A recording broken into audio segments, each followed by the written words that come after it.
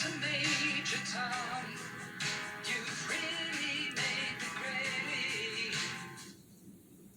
That was our next guest, arguably next to Buzz Aldrin, the most famous living astronaut in the world. That was shot back when he was living on the International Space Station about 9 years ago. These days, thankfully for all of us, he is back on Earth watching civilian space travel become a reality. And so with us tonight, retired astronaut Chris Hadfield. He's the first Canadian to walk in space, flew on 2 shuttle missions, served importantly as commander of the International Space Station. He's a pilot, engineer, thinker, writer, author of several books. His latest is The Apollo Murders. Commander, it's a great treat to see you and talk to you again.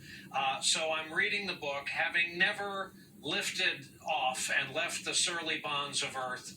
I come to chapter 22.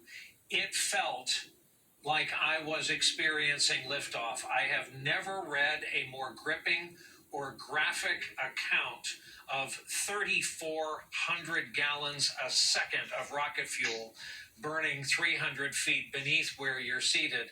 With that as our takeoff point, tell the folks at home who haven't had the pleasure about the book and the idea that led you to it.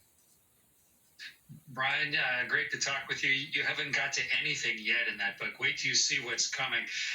As you say, I've flown in space 3 times and commanded the space station.